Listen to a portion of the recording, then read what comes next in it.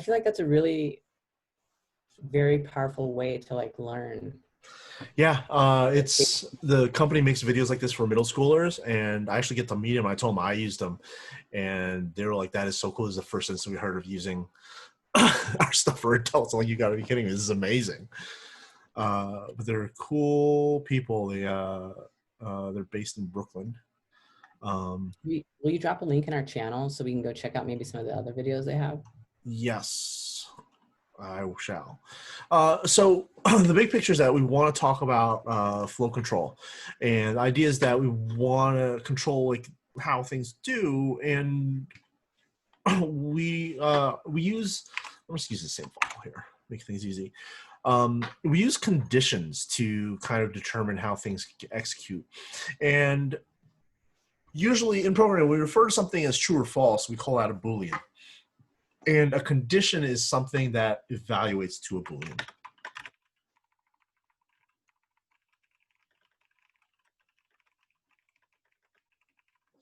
And so we use what are called comparison operators. And what these comparison operators do is that they look at two values and they create a condition, create a Boolean comparing these two values. Some of them you've probably already seen. The most important ones are the double equal, means equal to.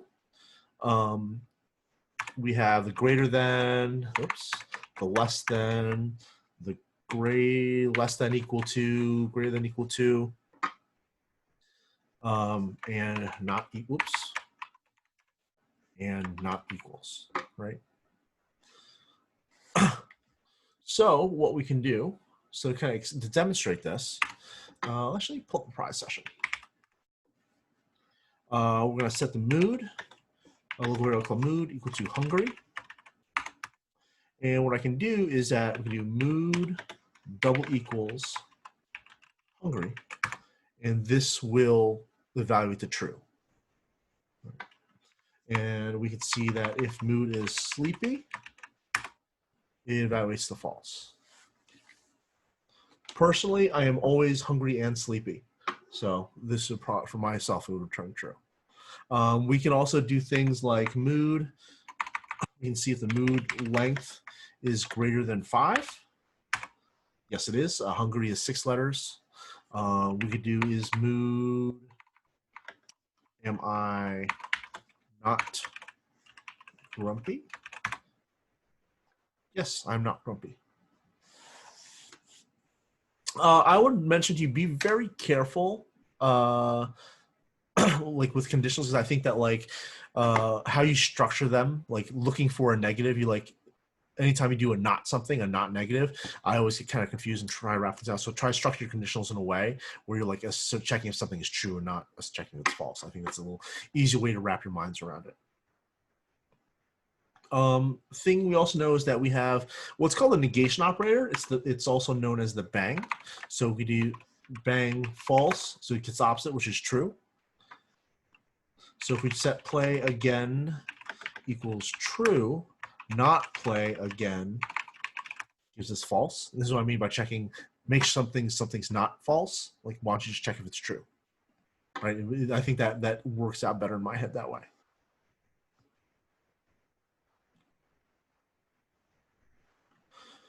Any question about the basic condition, the basic comparison operators so far? Some of this may be familiar to you if you've done some math in the past. Some of that happening. Philip? Just the bang, play again, false. Just to break that down, it's saying play again is false. Nope, what that's doing is like, hey, take whatever is in play again, the opposite of that. Okay. So because play again is true, we want the opposite of that, which is false. Okay. So it's like, you know, false is false. If we do not false, it's true. Yeah, exactly. Yeah, that's either had to tell them like, yeah, that like that's not something I like to do very often. Like I would rather check if something's true or false, not like I'm gonna check if that's not false. And you just get then there's someone says not false to me. I'm like, wait, not false. So true. Why didn't you say true? Right? I think that's a danger. Like certain language, some things you'll have instinctually, but just like change it so it just like is an easier thing to understand. We have some OR operators and these things will evaluate the truth if both statements are true. So say we have a breed of dog, and it's going to be a corgi. We have age equals 3. If we do breed equals corgi, or age equals 3, as long as one of these are true, it'll return true. And since both are true, it will return us true. The double ampersand means and. So what this means is like this will give us a true if both are true. And that gives true. So if we change this to 2, we'll see that's false.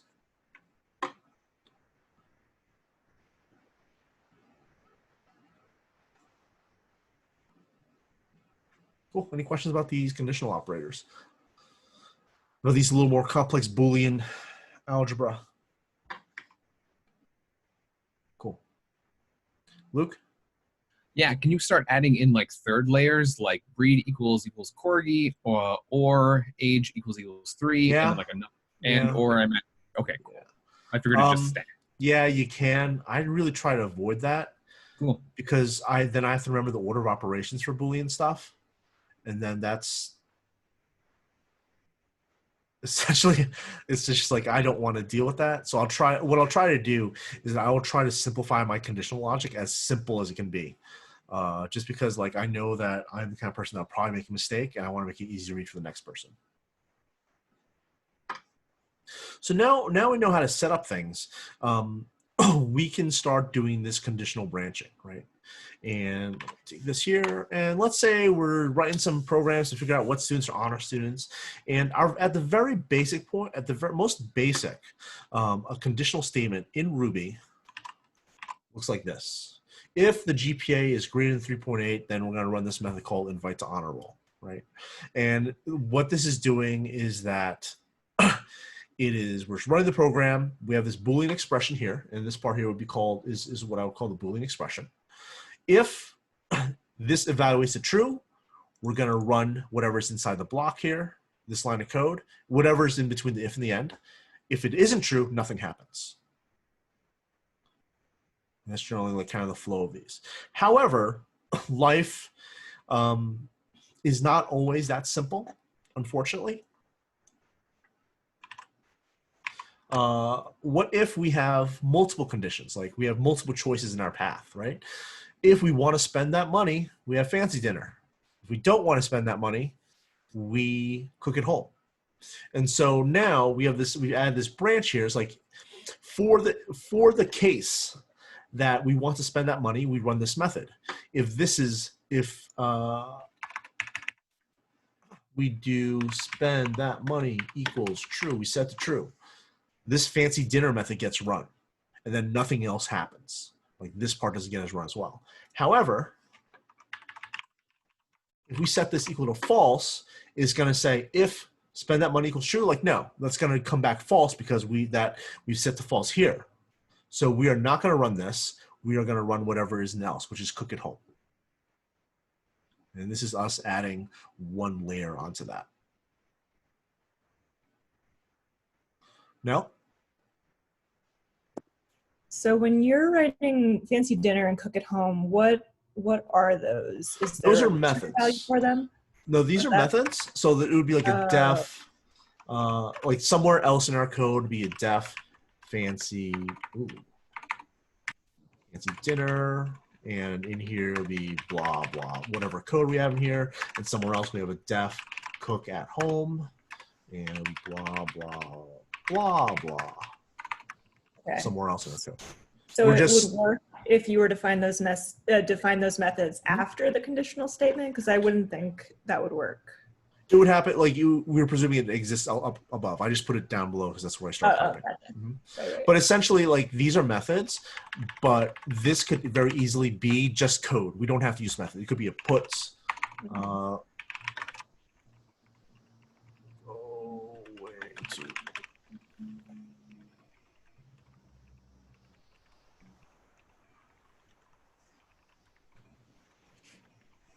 Like this, it could just be code as well. That's the one thing I think that I'm very afraid of. Well, I don't want to seem like Gutton, but like a good buffet is pretty legit. I'm afraid that after COVID, we're not gonna have buffets anymore. Has anyone ever heard of CC's? All you can eat pizza buffet for like $5. It's terrible, but I like the idea.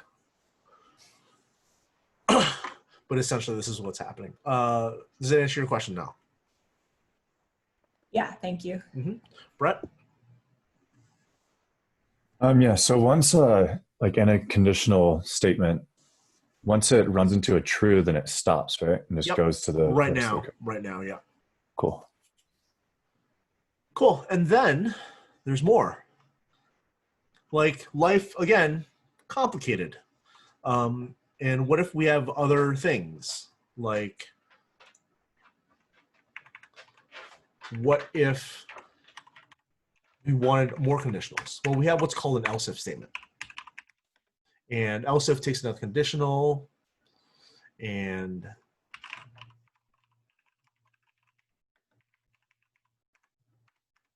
we have a different one here. McDonald's. Like, that's kind of like a medium choice. And we can put as many else ifs in there as we need. However, I do want to kind of like mention is that as soon when we have a bunch of else ifs, as soon as we hit one that values a true, it will stop there, execute whatever is like right below it, and then exit out. Like, for example, let's say we have that's false, and then we have some money equals true. What gets printed to the screen is going to McDonald's. Going to all you can buffet does not get printed. The sad face does not get printed. Only this gets printed. I think a danger is that you sometimes may get yourself into situations where you have very long else if statements. I would say try not to do that. Try to like structure things in a way where you kind of avoid that, because I think that like there's situations where like you can probably already see in your heads thinking like, oh, I can have else if statements covering every possible case, and for a lot of times you kind of want to avoid that, but sometimes it is unavoidable.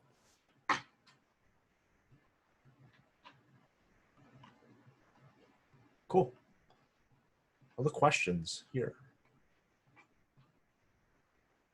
about any conditional statements? Booleans. What happens when you try to use what are those called? Conditional operators or Boolean operators? Yep. On things that are not Booleans. They still work. They work in very occasionally weird but still valid ways. For example, you can use comparison operators with like strings, and it will try to do it in a semi-alphabetical order. There's some underlying math behind that. We're not going to go into right now, but anything can be compared to something else. The rules in which they are compared and how that kind of shakes out are something we'll not get into, but you can look that up. I would say, in general, avoid comparing disparate objects. You kind of want to compare like to like. If I was in a situation where I had to compare an integer to a string, I would want to think hard and try to go backwards a couple steps to figure out like, how did I get here? And let's find a better way to do this. Brett, did I see a hand?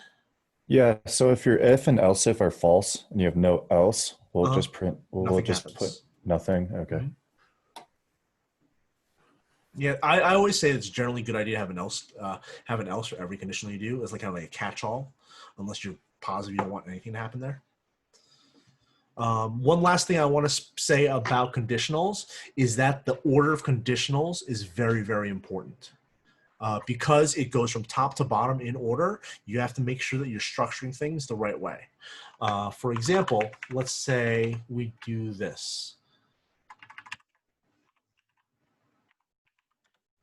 Is greater than 3.8.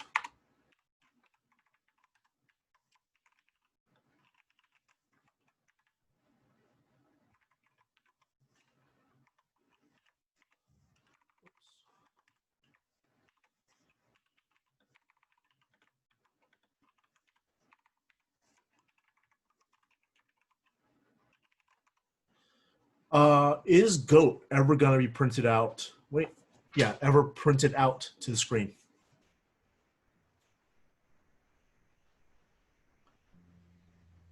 Like never, right? It's going to see a 4.0 as like, oh, honor student, and it will never check this one. Again, the same kind of idea. Once we find something, we stop looking for it. I saw some hands briefly flash. Would you still like to talk? I did not catch who it was. So yeah, when you're doing if else statements like this and you're chaining and you have like a bunch of them, be super, super careful about the order and double check that, triple check that.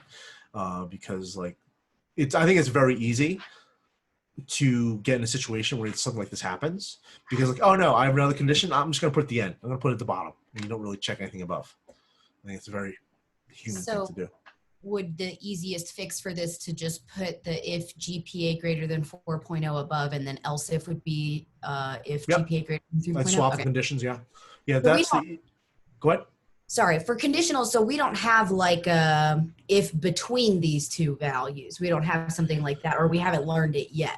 Well, you would have to do, you'd have to use like one of those, the ands. Okay, I got you. So, okay, I understand now. So it would be if GPA below 3.8 and GPA less than 4.0.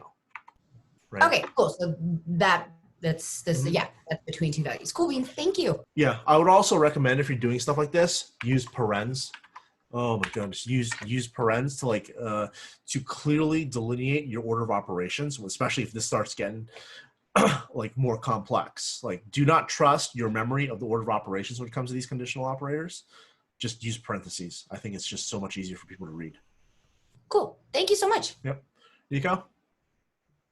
Hey, what can you do if and then follow by another if instead of doing You if, can nest if statements.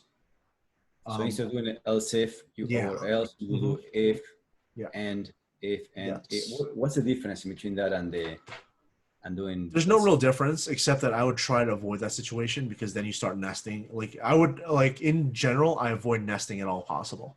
It just gets very difficult to wrap around your head. What about like sequencing them? Like for example, say one if statement. It still runs in order. Okay, and that's considered nesting as well. Yeah, like I would have like if you got to put an if inside here, make sure you have a real good reason for it, because it's like there are occasions where that's what you got to do, but like I would try to avoid doing that because it becomes very difficult to understand where you are very quickly. Okay, thank you. Cool. Let's take a Pomodoro break. Let's be back 11:37 as I find some more new music. I'm running out of good stuff. Oh, here's a good one.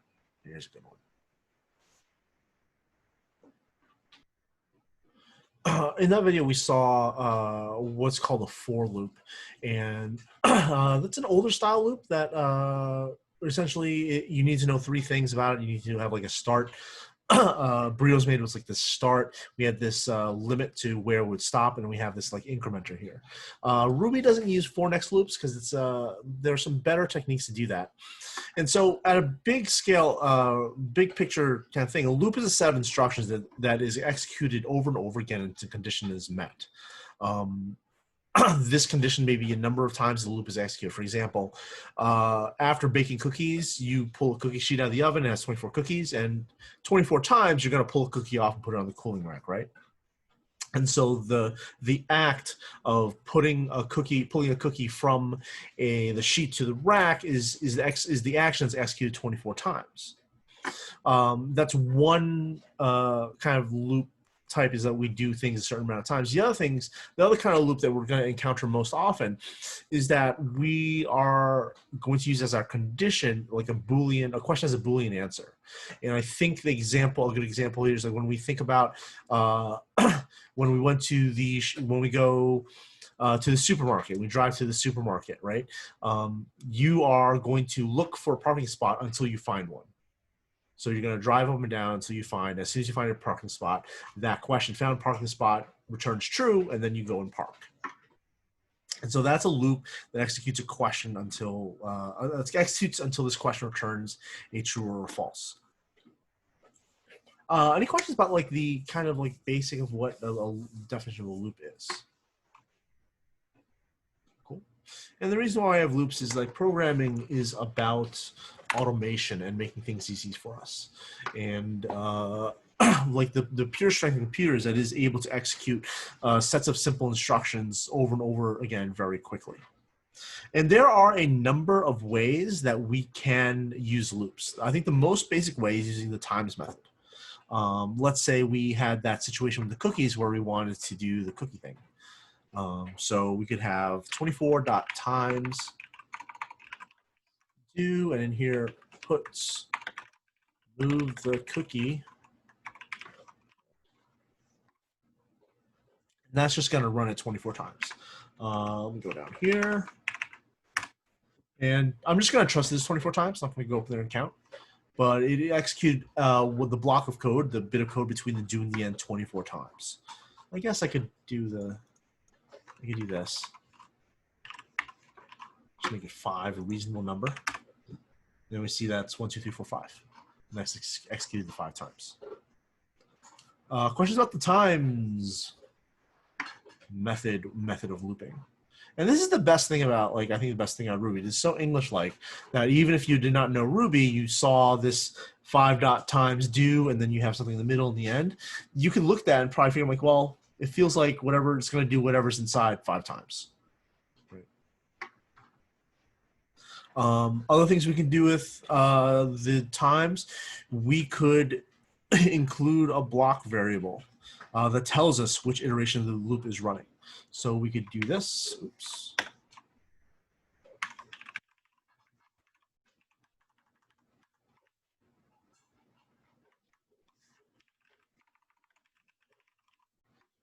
And when we run this, we see that it's count 0, 1, 2, 3, 4. It counts from 0 because Ruby is what's called a zero index language. We always start counting from 0.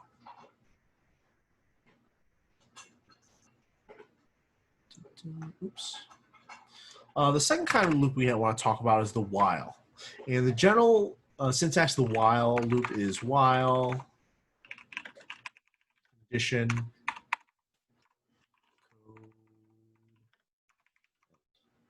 And what happens here is that this code will execute so long this condition evaluates to true. And to use the example that we just talked about, we could imagine our parking lot kind of analogy running like this. While parking spot dot full, keep driving, and so long as there are parking spots that are full, this parking spot we're looking at is full, we're going to keep driving, and as soon as that parking spot becomes unfull, it is going to like, okay, we're going to exit out of this loop.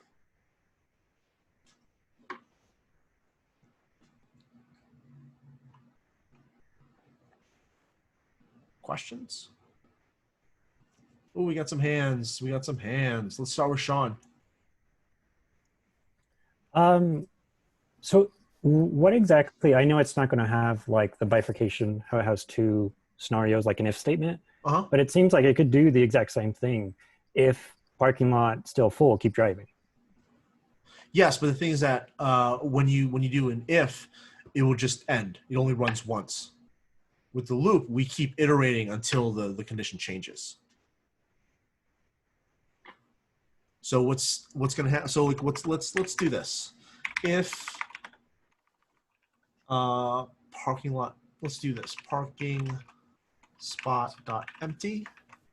Nope, full. Sorry. So if full is true, it'll stop. So the difference here is that if parking spot is full, it's going to keep driving once and then move on. Whereas here, it's going to keep driving and come back here. Is this next one full? Is it still full? Keep driving.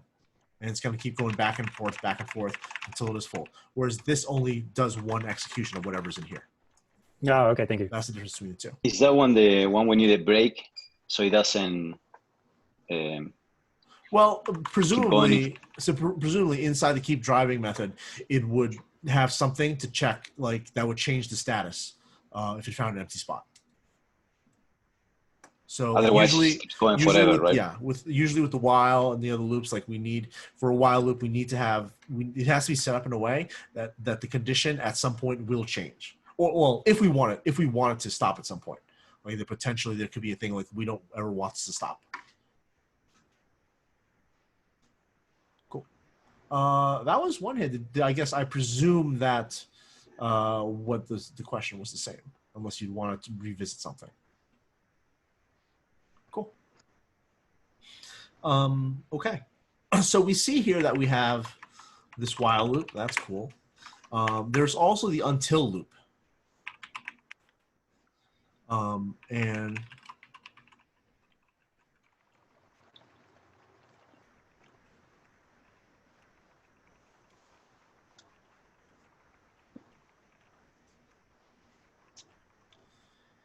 And the difference between the until and while is that the while will execute so long as this condition here evaluates to true. This here will evaluate so long as it's false. It's like it's the opposite.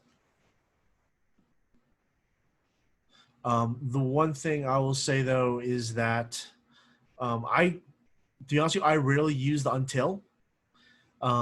Because that same reason I was talking about with the knots, I think that once we get to until, it just really gets confusing in my mind about I'd rather check for the true statement rather than the false statement. Like you are welcome to use either, but I just feel that using until, I get into these confusing statements where I just stare at it for like 5 minutes trying to figure out like, what do I mean? I always feel like working with the positive, like checking for a positive, rather than the negative is just easier in my mind.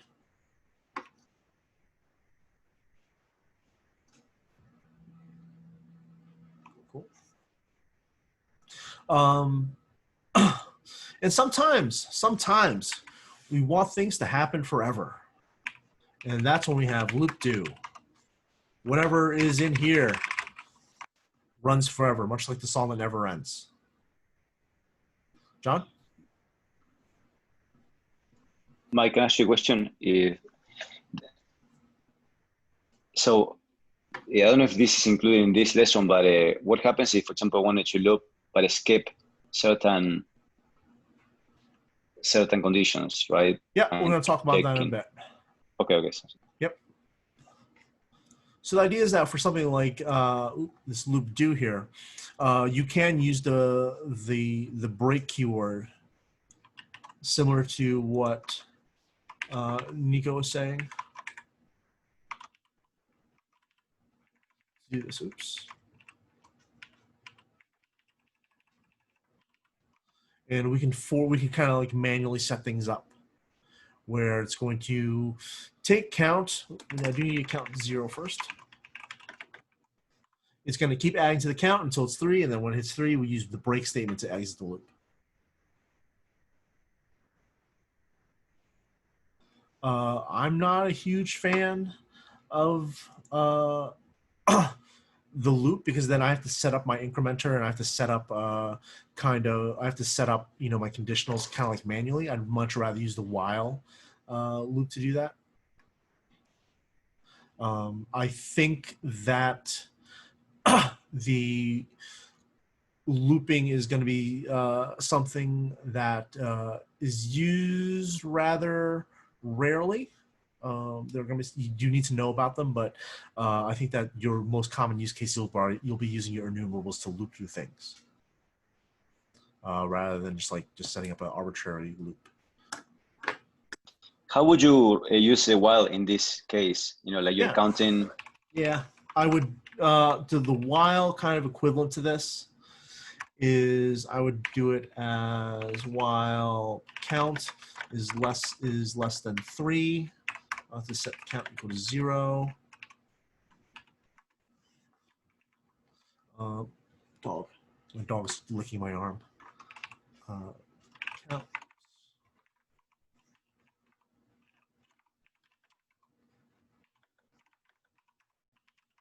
I'll do this.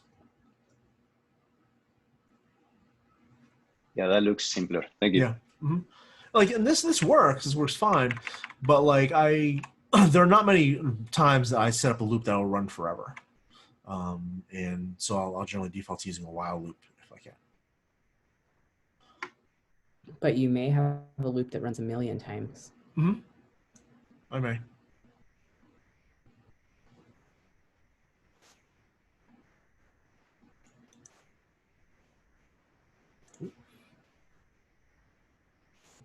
Other questions about loops or if-else statements, John? So in the while parking spot dot full question mark example, where do we set when it knows to stop? I mean, I would say like in the keep driving method, it would probably have some check in there. okay. So we build that into a separate method after. Okay. Yeah. Oh, this keep driving is just like an abstraction. Say like, hey, you're gonna drive a little bit, like drive like 20 feet and look. Essentially, what I would imagine there. Then in the look, you check like, is their parking spot full? If it is full, you don't do anything to that variable. If it's not full, we set that variable to false, or method to false, whatever. Like this is just very abstracted out. We just kind of want to like we wanted to make a kind of real world example and kind of encapsulate that as best we could.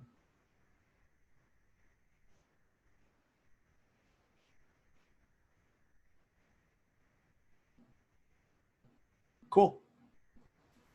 All right, you are all. Oh.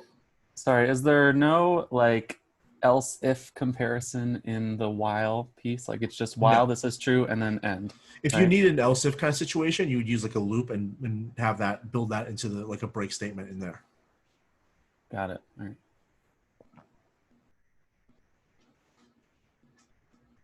Cool. You are all set for today. Let me stop this recording.